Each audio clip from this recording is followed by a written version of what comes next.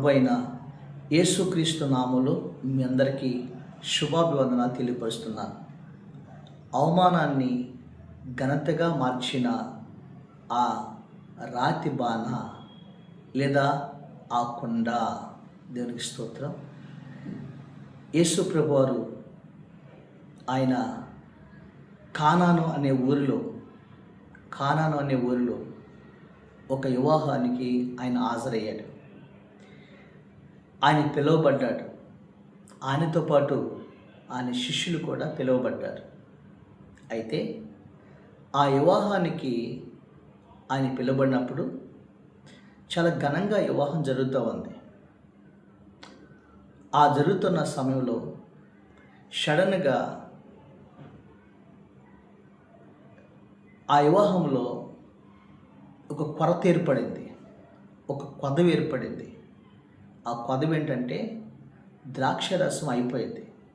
యూదులకు అది చాలా ప్రాముఖ్యమైనటువంటిది ద్రాక్షరసం.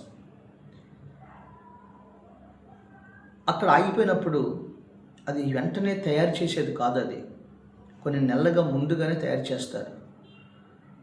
ఇప్పుడు ఏం చేయాలి? ఆ ఇంటి యజమానుడికి తల కుట్టేసినంత పని అయిపోయింది. వివాహం గ్రాండ్గా చేసావు, చాలామంది గెస్ట్లను పిలిచావు, పెద్ద వాళ్ళని పిలిచావు, కానీ ఇప్పుడు మధ్యలోనే ద్రాక్షరసం అయిపోయిందని అందరూ కూడా అవమానపరుస్తారు కదా. అందరూ కూడా అతన్ని చాలా మాట్లాడతారు కదా. అలాంటి పరిస్థితి ఏర్పడింది అక్కడ.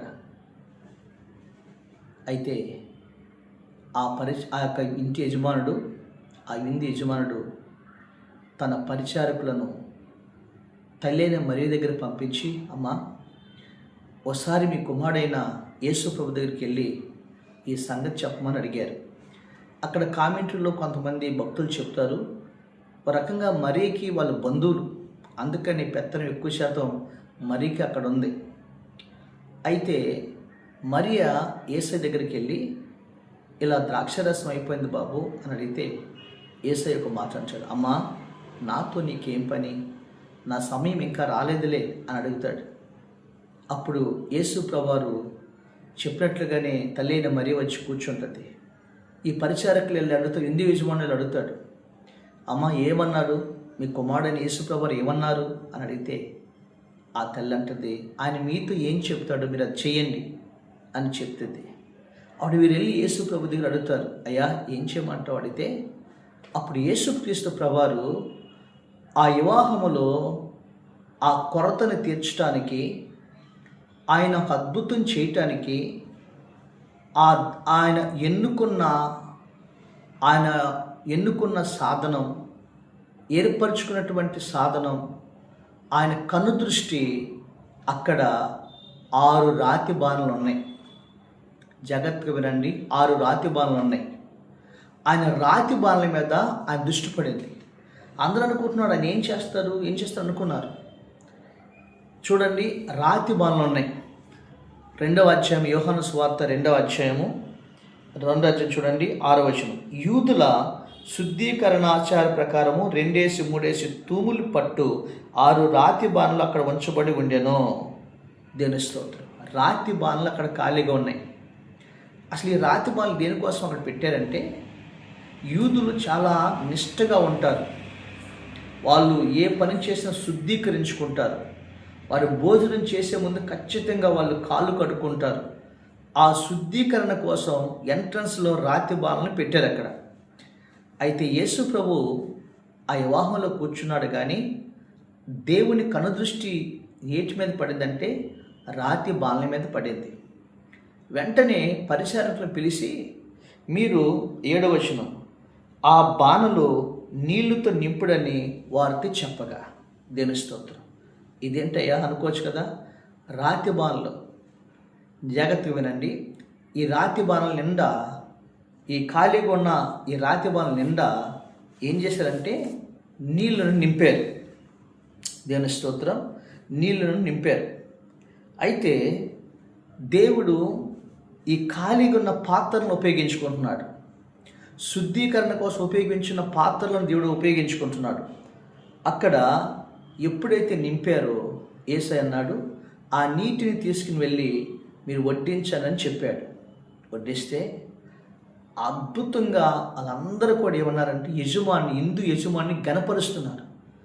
ఎంత అద్భుతమైన ద్రాక్షరసం ఉంచుకొని, ఏంటయ్యా జనులందరూ కూడా మొదట మంచి ద్రాక్షరసం పోసి ఆఖరికి వచ్చే వరకు జబ్బు ద్రాక్షరసం పోస్తారు కదా, నీవేంటి మొదటి ద్రాక్షరసం కంటే ఇంకా మధురమైన ద్రాక్షరసం పోసావు అని హిందూ యజమాని కొనియాడారు, గణపరిచారు. దేవుని స్తోత్రం కలుగునుగాక. ప్రియమైన దేవుడి బిడ్డలారా, అక్కడ జరిగిన అద్భుతం అంటే రాతి బాణల ద్వారా దేవుడు అక్కడ అద్భుతం జరిగించాడు. ఈరోజు రాతి బాణ అనగా కొండ దేని సాదృశ్యం చెప్పాను? మన జీవితానికి సాదృశ్యం, మన యొక్క హృదయానికి సాదృశ్యం, మన బ్రతుకుకు సాదృశ్యం. దేని స్తోత్రం. కొద్ది రోజులుగా నేను కొండల గురించి చెప్తూ వచ్చాను. ఇది ఆఖరి కొండ, 7వ కొండ, అవమానాన్ని ఘనతగా మార్చిన కానాను వివాహంలో మరి ఈ కొండ. దేని స్తోత్రం. ఈ రాతి బాణలు ఈరోజు పిల్లరా అక్కడ అద్భుతం చేయగలిగాడు. ఈరోజు ఏం చేయగలిగాడు? మన జీవితంలో ఆ రాతి బాణ ద్వారా దేవుడు అద్భుతం చేయగలిగాడు. ఒకటి, ఈ రాతి బాణలు ఏం చూసినైనా నీ జీవితం మీద కూడా ఆయన ఈ రాతి బాణ మన జీవితానికి సాదృశ్యంగా ఉంది. ఆ రాతి బాణ ఎలాగుందంటే శుద్ధీకరణ కోసం పెట్టిన కొండ. అనగా నీ హృదయాన్ని దేవుడి సన్నిధిలో నువ్వు శుద్ధి చేసుకుంటే, నీ హృదయంలో ఉన్న పాపాన్ని తీసివేస్తే, అపవిత్రత తీసివేస్తే, నీలో ఉన్న దుర్మార్గతను తీసివేస్తే, యోబు చెప్తూ నీ హృదయంలో ఉన్న దుర్మార్గతను దూరముగా తీసివేస్తే నువ్వు అభివృద్ధి చెందుతావని చెప్పాడు. ఎందుకంటే మానవుని హృదయం అది మోసకరమైనది, ఘోరమైన వ్యాధి కలదని ప్రభు చెప్తున్నాడు. ఈరోజు ఆ హృదయంలో అనేక రకమైన పాపాలతో నింపబడి ఉన్నాయి. ఈ పాపం అంతా కూడా తీసివేసి శుద్ధి చేయబడాలి, పరిశుద్ధపరచబడాలి. దేవుని స్తోత్రం. అనగా యేసయ్య రక్తములో నీ జీవితాన్ని కడుక్కొని నీ పాపాన్ని తీసివేసి పశ్చాత్తాపడి ప్రభు కొరకు పరిశుద్ధమైన జీవితాన్ని, పవిత్రమైన జీవితం నేర్చుకుంటే దేవుడు నీ ద్వారా ఆయన మహత్కార్యాలు ప్రభు జరిగిస్తాడు. దేవుని స్తోత్రం. రెండవదిగా యేసు ప్రభు ఏం చేశాడంటే ఆ బాణల్ని, శుద్ధి చేయబడిన బాణల్ని నీటితో నింపమన్నాడు. హల్లెలూయా. నీటితో నింపాలి అనగా నీరు దేవుని వాక్యముతో నింపబడాలి.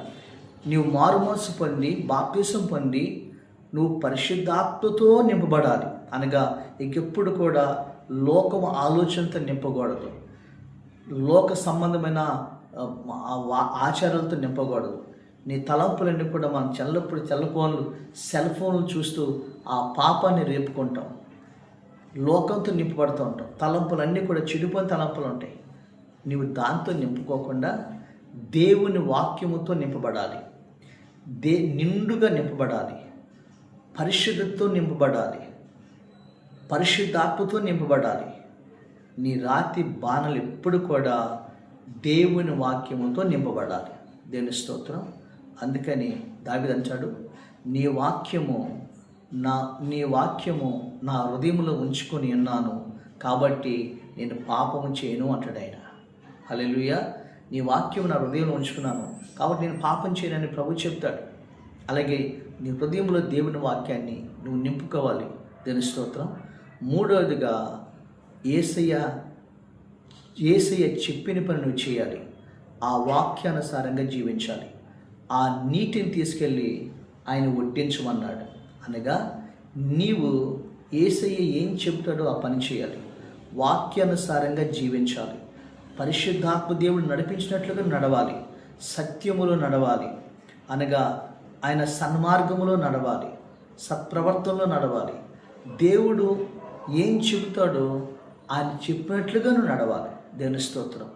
ఆయనగా వాక్యానుసారంగా జీవించాలి. ఈ రోజుల్లో చాలామంది ఆదివారం పరిశుద్ధంగా జీవిస్తారు, మిగతాదంతా కూడా లోకానుసారంగా జీవిస్తారు. ఎప్పుడు కూడా దైవ వాక్య ప్రకారం మనం జీవించినప్పుడు, నడిచినప్పుడు మన జీవితాల్లో దేవుడు ఆయన చెప్పిన మాట వింటే మన జీవితంలో అద్భుతం జరిగిస్తాడు. దేవుని స్తోత్రం కలుగును గాక. ఒకటి, నీవు శుద్ధి చేయబడాలి, నిన్ను శుచిపరుచుకోవాలి, పరిశుద్ధపరచుకోవాలి. 2, ఆ రాతి వరలో నీరన్న వాక్యం నీ హృదయంలో ఎప్పుడు దేవుని వాక్యంతో నింపబడి ఉండాలి. 3, ఆ వాక్యానుసారంగా జీవించాలి, నడవాలి. అప్పుడు యేసు ప్రభువు చేసిన మాట ఏంటంటే ఆయన ఒక 5 కార్యాలు జరిగించాడు. దేవుని స్తోత్రం. ఏమి జరిగించాడంటే అక్కడ లేమిని సమృద్ధిగా మార్చేశాడు, జీవితాన్ని, స్థితిగతులు మార్చేశాడు. ఆ కానా వివాహం లేమి ఏర్పడింది, ద్రాక్షరసం అయిపోయింది. ఇప్పుడు ఏం చేయాలి? లేమిని ఆయన సమృద్ధిగా మార్చేశాడు. 2వదిగా ఆయన రంగు రుచి లేని నేలని మధురమైన ద్రాక్షరసంగా మార్చాడు. అంటే నీ జీవితానికి విలువ లేని నీ జీవితానికి, రుచి అనే సాక్ష్యం లేని జీవితానికి ఒక అద్భుతమైన విలువ కలిగినటువంటిగా, మధురమైనటువంటిగా, గొప్ప సాక్షిగా దేవుడు నిలబెట్టాడు. తర్వాత 3వదిగా అవమానాన్ని ఘనతగా మార్చాడు. ద్రాక్షరసం అయిపోయినప్పుడు ప్రజలంతా తెలిస్తే ఏమనుకుంటారు? ఇంత గ్రాండ్గా వివాహం చేసావు కానీ తిండి పెట్టలను ఎవరు వివాహం చేయమన్నారు అంటారు. అలాగే నీ జీవితంలో కూడా అవమానాన్ని, అక్కడ ఆ ప్రజల మధ్యలో ఉన్న అవమానాన్ని దేవుడు ఘనతగా మార్చాడు. అనగా ఆ ద్రాక్షరసాన్ని దేవుడు మధురంగా మార్చి ప్రజలందరూ ఎదుట మనల్ని పొందాడు. ఆ విందు యజమానుడు. దేవుని స్తోత్రం. నీ జీవితంలో కూడా మనుషుల ద్వారా అవమానాలు, అప్పుల పాలైపోయే అవమానాలు, లేదా మరి ఉద్యోగం రాక అవమానాలు, వివాహం జరగక అవమానాలు, ఇదిగో నీ జీవితంలో ఇంకా ఇది జరగలేదా, స్థిరపడలే అన్న అవమానాలు, ఈ అవమానాలన్నీ కూడా దేవుడు ఘనతగా మారుస్తాడు. తర్వాత ఆయన 4వదిగా ఏం చేశాడంటే దేవుడు మన జీవితంలో ఏది మారుస్తాడంటే చీకటిని వెలుగుగా మారుస్తాడు. దేవుని స్తోత్రం. ఆయన చీకటిని వెలుగుగా మార్చాడు. మన జీవితంలో కూడా ఒక్కసారిగా చీకటి అలుముకుపోయింది. చీకటి అంటే తెలుసు, భయము అలుముకుపోయింది అక్కడ. అయితే మన జీవితాల్లో సృష్టిలో కూడా చీకటిని వెలుగుగా మార్చిన దేవుడు నీ బ్రతుకును కూడా, ఆయన చీకటిలో ఉన్న నీ బ్రతుకుని, అప్పుల్లో ఉన్న నీ జీవితాన్ని, అనారోగ్యంగా ఉన్న జీవితాన్ని, ఒంటరిగా ఉన్న జీవితాన్ని ఈరోజు అనేకులకు ఆశీర్వాదకరంగా మారుస్తాడు. తర్వాత ప్రభువన్నాడు పాపిని పరిశుద్ధునిగా మార్చాడు. దేవుని స్తోత్రం. ఈరోజు మన జీవితాల్లో కూడా ఈ రాతి బాణాలని శుద్ధి చేసి, ఆ రాతి బాణాలని అందరూ కాలు కడుక్కుంటూ పెడితే ఈరోజున ఆ రాతి బాణాలని ఈరోజున అనేకులు మధురంగా మార్చబడ్డాయి. హల్లెలూయా. పాపిని పరిశుద్ధంగా మార్చాడు. 5వదిగా దుఃఖమును ఆయన సంతోషంగా మార్చేశాడు. దేవుని స్తోత్రం. దుఃఖమును సంతోషంగా మార్చాడు. అందరూ కూడా దుఃఖపడుతున్నారు. ఏం చేయాలి? ఒక్కసారిగా వివాహం అంతట్లో కూడా దుఃఖం అలుగుపోయింది. పెళ్లి గ్యాండ్గా జరిగింది. పెళ్లి కొడుకులు ఎదుట ఇప్పుడు అవమానం వచ్చిద్దామో, పెళ్లి పెద్దలు ఎదుట అవమానం వచ్చిద్దామో, ఈ ప్రజలందరూ అవమానం, దుఃఖంతో నిండిపోయిన ఆ పెళ్లి పందిరి, పెళ్లి మంటపం, ఆ పెళ్లి ఆ శాల అంతా కూడా ఒక్కసారిగా సంతోషముగా, ఆనందములతో కేరింతలు కొట్టేశారు. దేవుని స్తోత్రం కలుగును. ఈరోజు చాలామంది వివాహాలు చూస్తున్నారు కదండి, సడన్గా మధ్యలో ఆగిపోతాయి. చాలామంది కట్నం ఇవ్వలేదని, లేదంటే ఇదిగో నువ్వు సరిగ్గా మనం పట్టించుకోలేదని సడన్గా పెళ్ళి ఆగిపోయిన సందర్భాలు ఎన్నో మనం చూస్తాం. కానీ ఇక్కడ దేవుడు ఆయన దుఃఖమును సంతోషంగా మార్చాడు. ప్రజల కారణం ఏంటి తెలుసా? ఇక్కడ ప్రభు ఎన్నుకున్న పాత్ర ఏంటంటే ఆయన రాతి బాణాలను ఎన్నుకున్నాడు. హల్లెలూయా. ఈరోజు ఆ బాణం నీవే. ఆ బాణం నీ జీవితంలో, ఆ బాణాన్ని నీవు ఎన్నుకుంటే నీ జీవితంలో ఆ రాతి బాణాన్ని దేవుడు ఈరోజు ఆశీర్వాదకరంగా బాణలుగా మార్చేశాడు. ఈరోజున మారాన్ని మధురంగా మార్చేశాడు. అనగా నీ స్థితిగతులు మార్చేస్తాడు. అయితే మనం చేయాల్సింది తెలుసండి, ఆ రాతి బాణం నీవైతే, మరొకసారి చెప్తున్నాను, నీ రాతి బాణం శుద్ధీకరించబడాలి. నీ రాతి బాణంలో నీ హృదయం అనే రాతి జీవితంలో వాక్యంతో నింపబడాలి. తర్వాత 3వదిగా ఆ వాక్యానుసారంగా జీవించాలి. అప్పుడు నీ స్థితిగతులు మార్చేస్తాడు. ఆ రోజున అక్కడ అవమానం ఉన్న పరిస్థితులన్నీ కూడా ఘనతగా మార్చేస్తాడు. ఆ యేసు నీ జీవితాన్ని మధురంగా మారుస్తాడు. దేవుని స్తోత్రం కలుగును గాక. ఈరోజు మన వాక్యంలో ఎన్నో వాక్యాలు చూస్తూ ఉన్నాం కదా. అయిపోయిన ఈరోజున రూతు జీవితాన్ని మధురంగా మార్చేయడం మన దేవుడు. ప్రజల అలాగే మనం బ్రతుకులను కూడా అలాగా మార్చడానికి ఆ దేవుడు సామర్థ్యం ఆ దేవుడు చాలినవాడు మన ప్రభువైన యేసుక్రీస్తు. ఈరోజు ఆ రాతి బానిగా నీవు శుద్ధి చేసుకుంటావా? ఆ రాతి బానిగా దేవుడు వాక్యము ఉన్న నీ బ్రతుకుల వాక్యం నింపుకుంటావా?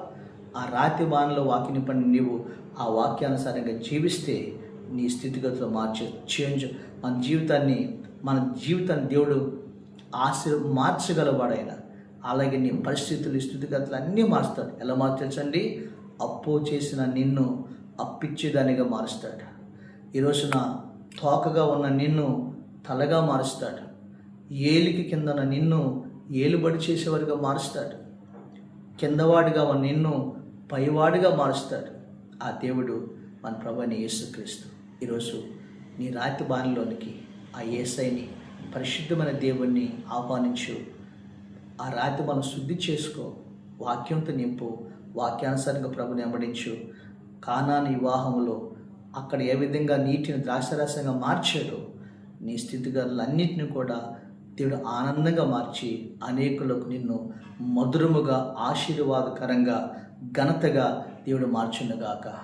ఆమేన్.